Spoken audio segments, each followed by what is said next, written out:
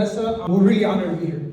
As Pastor mentioned, we do want to just give some advice, our testimony, premarital advice. Through the notes, you're going to notice our testimony. Some of the best advice I can give to those who are single or who are dating is start now. Get a head start. Start reading, on relationship books today, so that when you do meet that someone, that you're ahead of the game. So that's some of the best advice that we can give. God-centered books is very important, just to get a head start. Yes, and work on yourself. One of the things that people really underestimate is working on yourself. What do I mean by that? Get close to God. Ask God to heal you from those past childhood traumas. A lot of us really underestimate how much our childhood affects us today, and we don't see that everything in the past will come out if you don't give it to God. That could be from your parents, that could be abuse, that can be past relationship hurts. All of those things, the bitterness, the anger will come out. And if you don't heal and give all of those hurts to God, then in the future, it's going to affect you. When you look into a new relationship and you do get married with somebody else, you might start doing some of the things you used to do before. And that's when you need to realize that, wait a second, I shouldn't be treating my spouse this way. This isn't okay. God wouldn't want me to treat them that way. So really work on yourself. Yeah, and to quote the Bible here on a verse, Ephesians 4:32, right? We talk about forgiveness and forgiving in order to live in a peaceful and happy life. Be kind and compassionate to one another, forgiving each other, just as Christ forgave you. Sometimes it's, your upbringing can be very rough. I grew up in a very rough upbringing, in a very rough neighborhood in the city of Chicago. My house wasn't always calm and easy until after my parents divorced, unfortunately. And then my stepfather came in, and he was a very good person, and he's my father.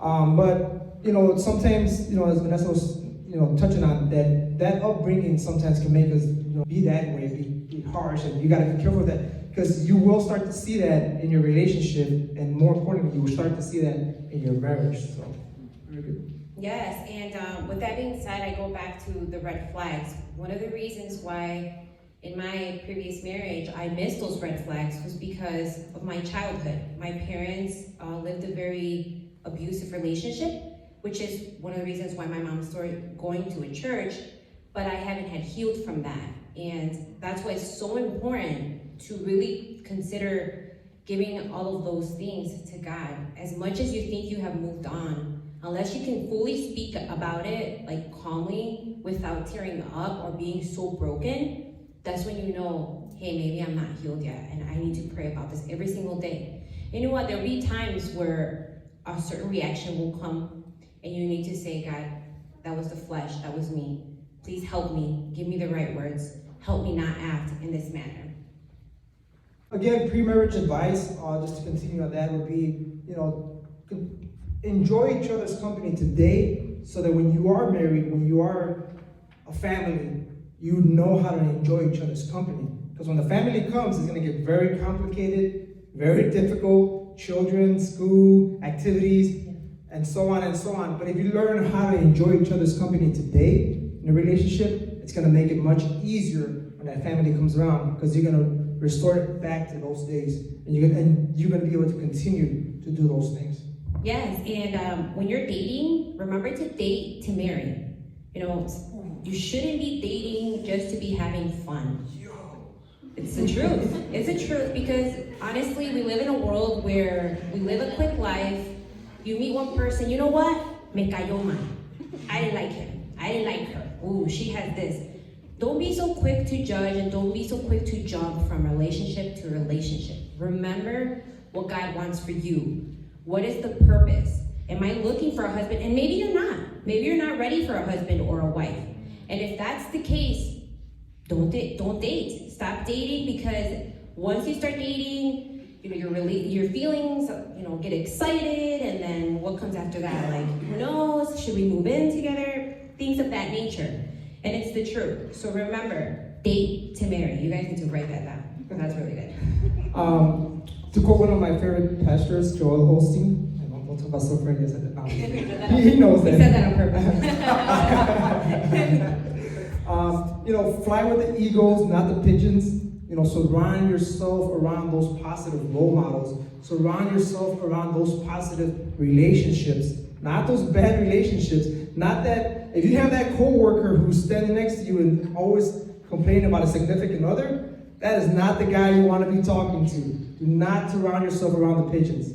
Fly with the eagles, okay? If you got those who are, hey, you know what? My wife and I enjoy doing X, Y, and Z, and that's the person that seems happy. Okay, well, what is he doing that's right? What is he or she doing that is making them happy? Surround yourself around those people. It can be very easy to be influenced by those who are in negative relationships, because a lot of the times, those are the ones that are going to be more vocal. They're going to talk about it, and then you start thinking, wait a minute, that sounds familiar. You know what? She does drive me crazy. You know what? He does drive me crazy. Wait a minute. You know what? I agree with you. And then before you know it, you're on that steep. You're just negative. So, again, fly with the eagles, not the pigeons. It's good advice. Yes, and for the women, if you find a man that is not prioritized partying and being with friends, and you have to pick up on those cues. What is it that you want in a man? You need to make a list yourself. How do I want my future husband to be? How do I want him to treat me? And if you see that he prioritizes putting God first, he believes in God, he loves his spending time with his family, and he loves spending time with you. Sometimes quality time is important for some women, and don't think that because you saw him partying or every weekend with his friends, como con los compadres, having that beer every single weekend. Don't expect him to change that when you guys get married. You can expect some of those things to continue on. Again, paying attention to the red flags. When it takes some compromising, and this is again for pre-marriage advice. Yeah. And when we get into the marriage advice, we'll go a little bit more deep into this. But can you change together? Sure you can. Yes. Just some common mistakes to avoid. For instance, Some common mistakes would be trying to change someone. So don't try to change a person you're with. If you guys are dating and you notice all these red flags, it's going to be really hard to try and change them in the future. The only person that can change them is God. And they have to be willing. So please know their personality and how they are in this case. Another common mistake would be going back to seeking advice, counseling from friends. Be careful. Be careful trying to always go to mom or dad or your cousin or that person that you believe is your best friend or is your best friend, and seeking advice from those who might not be able to provide you with the best advice. You got to be very careful with that. In relationships, you're going to get mad at each other. You're going to get on each other's nerves. It's going to happen. But if you're running home as a man and you're going home and you're telling your mom, "Ay, otra vez, she's driving me crazy," all mom's gonna remember when she sees that person again is, "She's driving my son crazy." That's all they're gonna remember. She's not gonna remember the fact that you guys made up and everything's good and it was just a misunderstanding. All they're gonna think about is, "Oh, she's driving my son crazy." So be careful with that. Yes, and for the women, for myself, I'm speaking from experience. I know that I would sometimes run to my best friend, what I thought was my best friend. "Hey girl, this happened, how do you think I should react?" Always asking her for advice, meaning you guys shouldn't be asking the girls that are not in a relationship for advice, or any other friends. It could be a guy friend too, I don't know. But seeking advice from friends is always going to be a bad idea.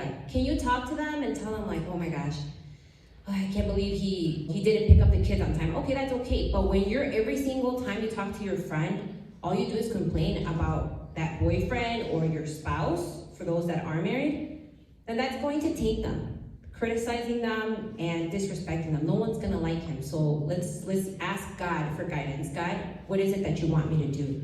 God, how should I act? Or maybe your mom or someone that you actually look up to. Someone that, again, you would like to be like. Not exactly, but then you say, "You know what? I can trust that person and I can ask them for godly advice." Yeah, and then continuing on with the pre-marriage advice, rushing into moving in together and being intimate with each other, that's something you have to be very careful with.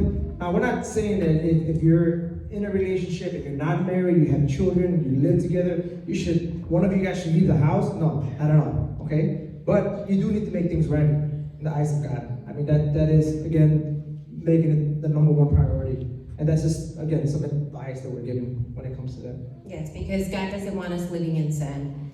And that is some advice we should, yes, for all the people that are single and are possibly thinking into being in a relationship, be very careful with that, because I know that the world makes it seem like, oh, it'll be fine, you know, let's try things out before we get married and see if it's going to work out.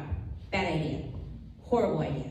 You guys need to get married before you do that. It's a bad idea because it's going to create conflict, and it's harder to, what if things aren't working out? It's harder to split. Now you guys are involved in emotionally and physically.